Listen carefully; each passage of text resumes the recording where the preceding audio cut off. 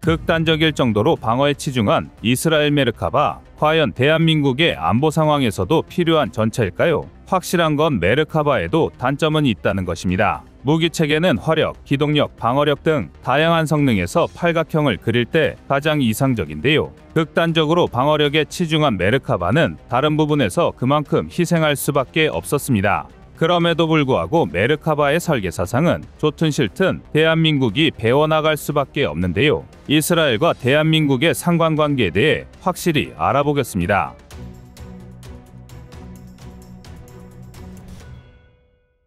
메르카바의 가장 큰 단점은 편의성입니다. 이는 무기체계에서 상당히 중요한 부분인데요. 단적 이내로 메르카바에는 그 흔한 자동장전장치조차 없습니다. 이로 인해 K2 흑표가 3명으로도 운용이 가능한 반면 메르카바는 탄약수까지 4명이 필요한데요. 그나마 메르카바 마크3부터는 반자동장전장치를 탑재하면서 탄종이 자동으로 골라졌지만 그 이전 세대만 하더라도 탄약수가 탄이 종류까지 직접 골라 장전해야 했습니다. 물론 그렇다고 해서 현대전차의 자동장전장치가 필수라는 말은 아닌데요. 대표적으로 미국의 M1 에이브람스도 여전히 수동장전장치를 고집하고 있습니다. 하지만 자동장전장치의 유무는 전투지속력 측면에서 상당히 중요합니다. 일례로 에이브람스의 경우 숙련된 병사를 기준으로 7초 한 발 재장전이 가능합니다. 이는 분당 8에서 9발에 해당하는데요. 하지만 이는 어디까지나 전차교범 기준이고 숙련도에 따라 장전 속도도 천차만별입니다. 더군다나 전투가 길어질수록 탄약수의 전투 피로도가 급증할 수밖에 없습니다. 반면 K2의 경우 자동장전장치를 탑재하면서 분당 최대 10발 이상의 장전이 가능하며 기계인 만큼 지칠 일도 없습니다. 또 중량도 문제인데요. 메르카바 마크4는 전장 9m, 전폭 3.7m, 전구 2.6m로 K2와 거의 유사한 크기입니다. 그런데도 K2의 전투 중량이 56톤에 불과한 데 비해 메르카바 마크4의 중량은 무려 65톤에 달합니다. 이 정도면 영국의 챌린저2를 제외하면 주력 전차 중에서도 가장 무거운 축에 속하는데요. 이 때문에 메르카바 마크4에 이르러서야 K2와 마찬가지로 1500마력의 엔진을 탑재하면서 시속 67km가 가능해졌습니다. K2가 시속 70km는 너끈히 돌파하는 걸 생각하면 상당히 느린 속도인데요. 또 방어력을 높이기 위해 엔진을 차체 전면에 배치하면서 조종수의 위치가 굉장히 후방으로 빠졌고 이로 인해 메르카바 마크4는 조종이 어려운 것으로 악명이 높습니다. 사실 메르카바에 특이할 정도로 심한 방어력 집착과 대전차 미사일, 박격포까지 탑재한 무장은 시가전이 잦은 이스라엘군의 전장 환경을 반영한 것입니다. 그러니 기동력이나 편의성을 희생하더라도 괜찮았던 건데요. 쉽게 말해 이스라엘의 전장 환경에 맞춘 선택과 집중이었던 것입니다. 이를 증명하듯 방산시장에서 10위권에 머무르는 이스라엘이지만 메르카바 수출 사례는 거의 없습니다. 지나칠 정도로 이스라엘의 특수한 환경에만 목적을 맞춘 전차이기 때문인데요. 하지만 이스라엘은 수출보다 더 중요한 것을 깨달았습니다. 바로 승무원의 생존입니다. 이스라엘은 전차보다 인적 자원이 더 가치 있다고 판단한 것입니다. 그도 그럴 게 이스라엘의 넓이는 고작 22,145제곱킬로미터에 불과한데요. 전라도와 거의 엇비슷한 크기입니다. 또 2021년 기준 인구수는 936만 명을 조금 넘는데요. 이 정도면 2021년 기준 서울특별시 인구 966만 명에도 못 미치는 것입니다.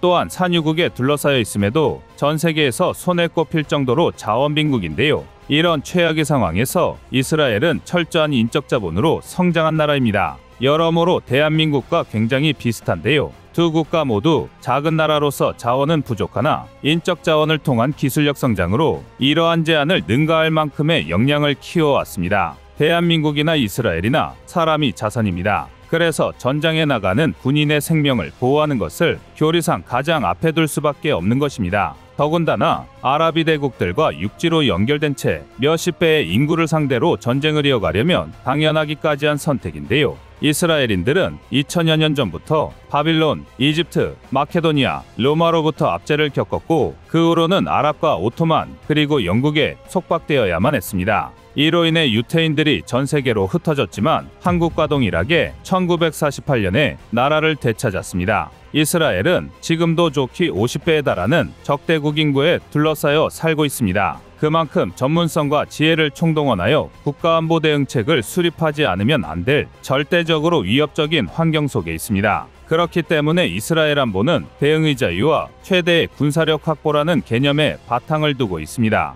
이스라엘은 일단 적으로부터 도발을 받으면 반드시 대가를 치르도록 대응하겠다는 강력한 보복 정신을 가지고 있습니다. 그리고 보복은 무차별적으로 이루어지는 것이 아니라 충분한 군사력을 바탕으로 한 정교함과 동시에 확증 파괴력이 동원된 타격으로 적의 공격 의지를 상실케 하고자 합니다. 이는 대한민국도 역시 마찬가지입니다. 한국의 주적은 북한을 대상으로 하고 있지만 가장 대표적으로는 중국이 있고 일본까지도 절대 간과할 수 없습니다. 실제로 한국은 이미 중국, 러시아, 일본 등과 같은 열강으로부터 억압을 받아왔는데요. 이로 인해 상대가 도발하기 이전에 사전에 차단하는 억제력이 필요했고 이를 위해서는 질 좋은 공격 역량이 필수적이었습니다. 한국의 군사력은 우리가 전쟁에서 승리하진 못하더라도 적성국에 회복할 수 없는 타격을 입히겠다라는 방향으로 발전해 왔습니다. 지금까지는 이것만으로도 충분하다고 여겨졌는데요. 전쟁을 억제하는 데는 그에 마땅한 힘을 보유하면 충분하다고 생각했습니다.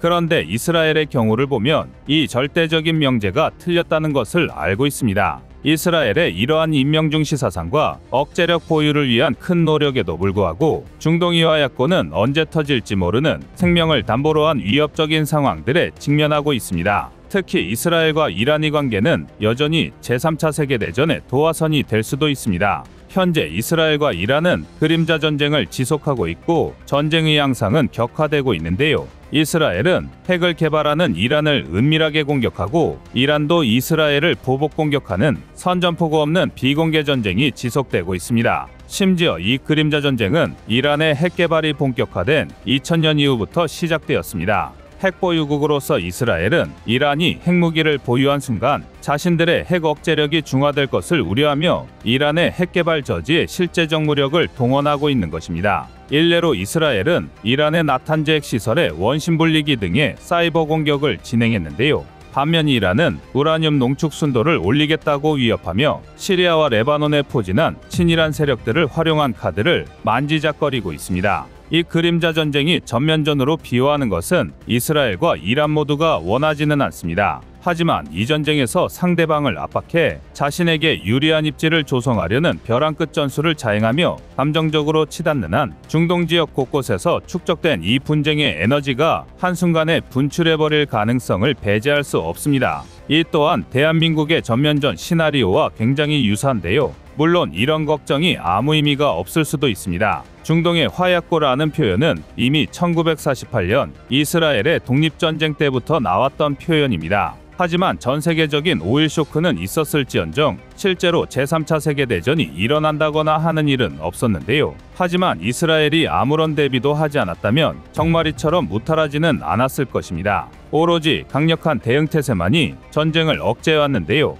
폭풍전야의 동부가정세에서 대한민국 또한 이스라엘과 같은 극단적인 수준의 준비만이 유일한 대비책입니다. 여러분의 생각은 어떠신가요? 이상 꺼리튜브였습니다.